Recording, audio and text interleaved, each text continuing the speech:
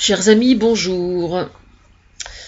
Je me fais discrète ces temps-ci parce que j'essaie de me ménager, tout simplement, et de me concentrer sur le plus important. Euh, je tricote en fait. Je tricote, et en tricotant, je pense, je suis comme Miss Marple en fait. Je suis la Miss Marple 2014. Mais je vais aux infos. Alors, ça me permet d'écouter des émissions que j'ai en retard, par exemple, que j'ai pas pu écouter, ou etc. Je n'ai toujours pas la télévision. J'en avais trouvé une d'occasion, mais malheureusement, c'est incompatible avec mon décodeur, donc j'ai toujours pas la télévision. Mais je revois en... C'est pas grave, quoi, j'ai l'ordinateur, donc c'est bon. Qu'est-ce que je voulais dire? Je suis allé voir quand même hier une vidéo qu'on m'avait recommandée au sujet d'Éric Zemmour, qui a réagi, je sais pas, ça devait être les jours passés. C'est très récent, visiblement. Et je trouve qu'il va pas bien, le monsieur, et c'est normal qu'il aille pas bien, parce que je le sens particulièrement aux abois, et c'est parfaitement légitime, parce que quand on allume un incendie, après, on faut pas s'étonner de voir arriver les pompiers, quoi. C'est tout simplement aussi bête que ça. Alors il y a une comparaison qui a été faite avec Dieudonné. Est-ce qu'il va finir comme Dieudonné, d'un air de dire, est-ce qu'il va encore être victime d'une forme de censure, etc. Alors je tiens à remettre les choses au clair. Dieudonné, visiblement, a fait le choix de la politique, donc dont je suis à l'origine de ce choix, je crois, en grande partie. Et je pense que c'est un très bon choix. Maintenant, le problème, c'est que visiblement, la création de son parti pose un problème. Il semblerait qu'il y a un problème au niveau de la... Comment dire, du contexte de la création de son parti qui soit pas bonne. Je ne sais pas si c'est au niveau de la comptabilité ou... Je n'ai pas les détails, je sais juste qu'il n'est pas mort, quoi. Je veux dire, il vit toujours, il pense, il a des idées, une stratégie qui toujours est assez opportuniste financièrement parlant, comme on le savait déjà.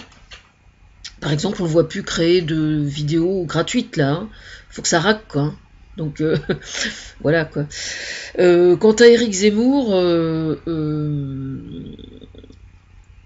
donc dans cette vidéo que j'ai vue hier, je l'ai senti effectivement aux abois. C'était sur RTL, si mes souvenirs sont bons. Et le problème, c'est que il persiste et signe, quoi. Hein. C'est-à-dire que il considère que la France est un pays qui va à sa perdition, où il va y avoir une guerre de religion. Enfin, c'est complètement... il est complètement à l'ouest, hein, quand même. Hein. Bah oui, il faut quand même... c'est-à-dire que jamais, jamais, depuis des décennies et des décennies, pardon, jamais on a lutté de façon aussi efficace contre le terrorisme, contre les véritables dangers qui guettent les Français.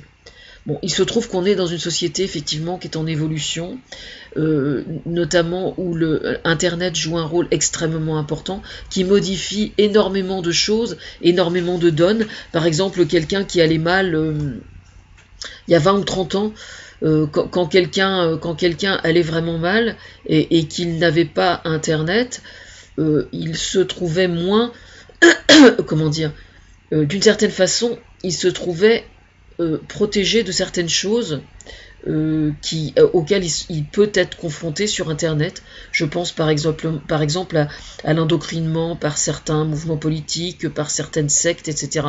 Alors, il se trouve que Internet, c'est un danger, c'est vrai, mais il y a aussi énormément de choses absolument extraordinaires et merveilleuses par Internet.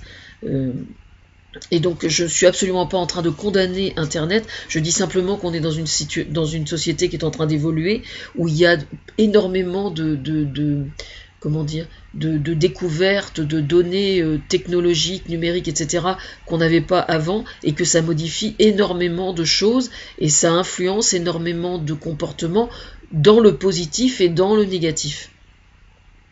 Voilà.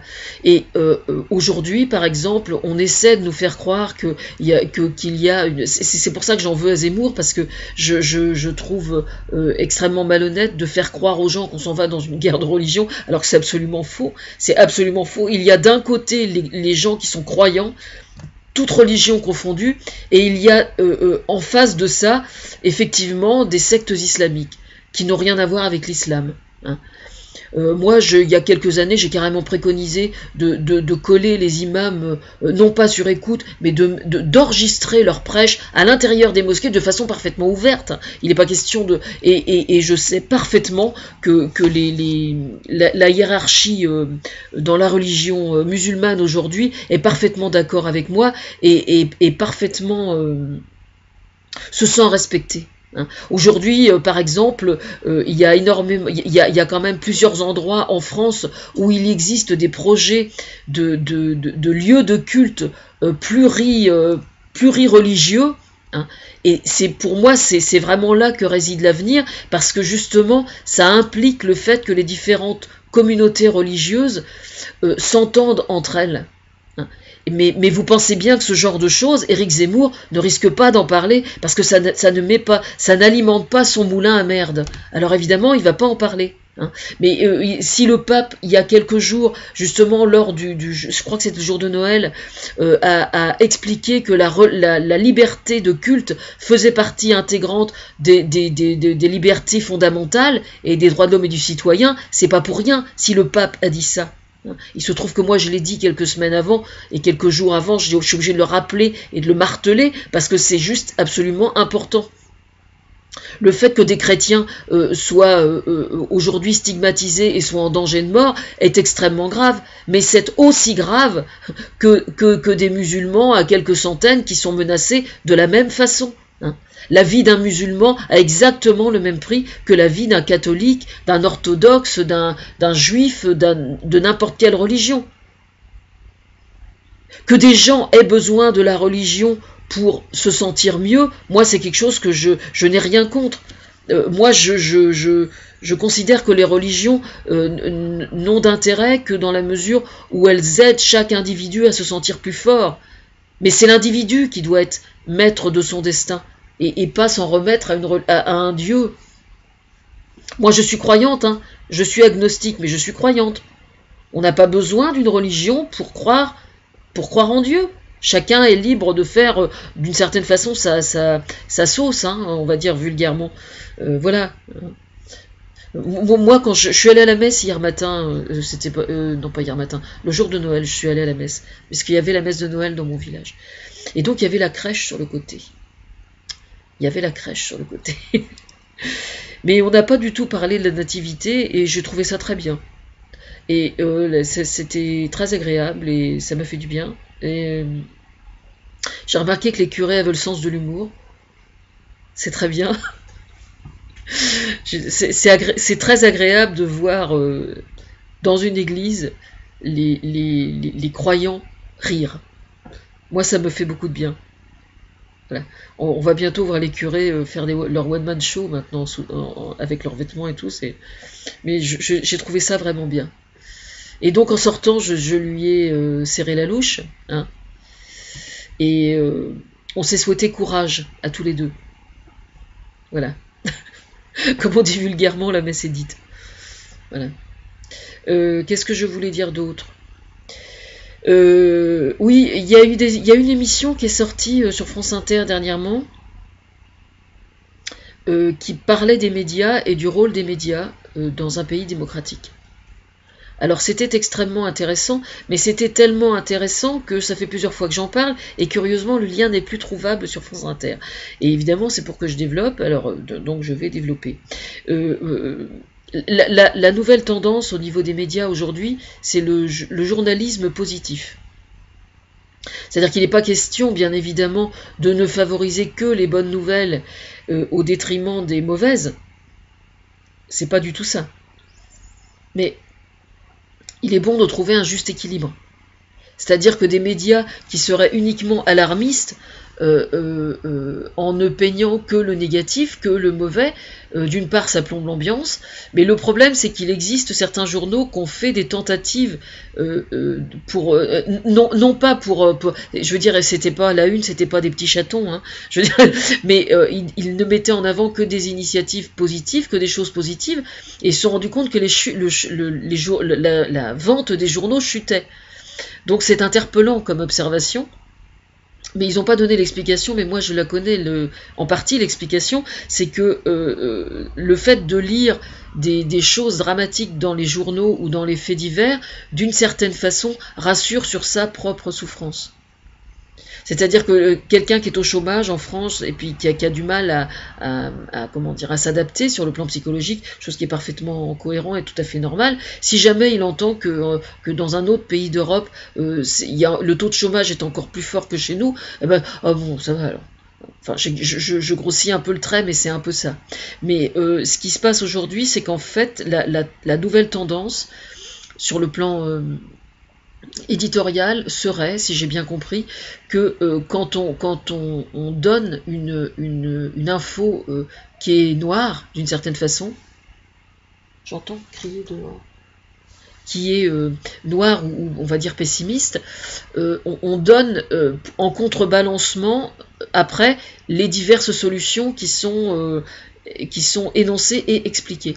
Et ça, je pense que c'est une très bonne piste, justement, parce que, justement, ça démontre par A plus B, pas uniquement qu'au sein du gouvernement, on y travaille, parce que généralement, quand il y a un problème de société, oui, on y travaille au sein du gouvernement, faut quand même le savoir, mais il n'y a pas que le gouvernement, il y a aussi énormément de choses qui se font sur le plan du bénévolat ou des initiatives individuelles. Je veux dire, il arrive quelquefois, par exemple, que vous marchez dans la rue et puis vous assistez à quelque chose, il y a quelqu'un qui se trouve en danger, quelquefois même en danger de mort, on entend des actes héroïques toujours, par-ci, par-là, des ados avec la casquette de banlieue qui passent au bord d'un fleuve et puis qui voient quelqu'un qui se noie, ils plongent et puis ils sauvent la personne, ils vont pas se demander s'il y a une caméra qui est là ou quoi que ce soit, ils l'ont fait spontanément, etc. Bon, le fait de raconter une chose comme ça n'est pas une attitude bisounours, c'est juste montrer le courage au quotidien. Voilà. De toute façon, le journalisme, comment dire, le travail de journaliste absolument idéal, il n'existe pas. Pour la simple raison que on est toujours tenté de voir, comment dire, une forme de journalisme rigoureusement conforme à ce qu'on voudrait voir et ce qu'on voudrait entendre. Et ça, évidemment, c'est pas très, c'est pas idéal parce que ça veut dire qu'on est complètement engoncé dans ses certitudes et complètement imperméable à tout ce qui se fait d'autre. Donc, donc aux idées nouvelles. Donc c'est grave parce que justement, on est dans un monde qui est en évolution et donc il est au contraire extrêmement important d'être perméable. Oui, je sais ce qui se passe. J'entendais des voix dehors, mais non, en fait, ce qui se passe, c'est que j'ai beaucoup de vent et donc j'entends des bruits bizarres dehors. Voilà, c'est tout. Alors il paraît qu'il va neiger, mais pas ici encore pour l'instant. Non. On est très loin du bonhomme de neige, hein, on est bien d'accord. À part ça, juste un détail. Je suis allée écouter sur France, parce que je réécoute plein de choses nouvelles, enfin des choses passées sur France Inter que j'ai ratées depuis un bout de temps et que j'essaie de rattraper mon retard en tricotant. Et donc j'ai entendu le Père Morel hier.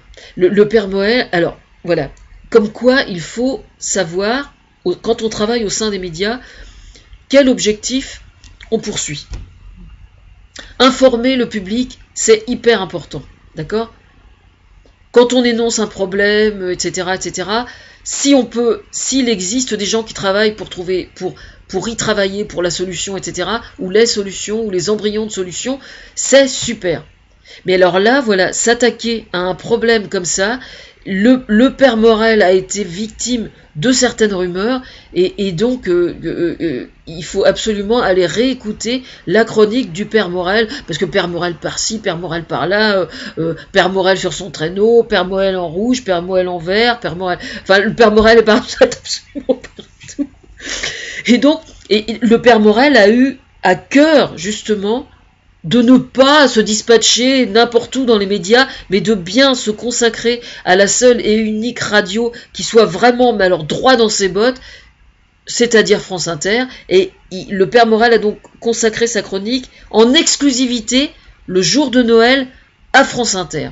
Donc je vais vous donner le lien parce que c'est juste absolument fondamental. Vous ne passerez pas décemment le 31 décembre si vous n'avez pas réécouté la chronique du Père Morel. Le jour de Noël. Le jour de Morel.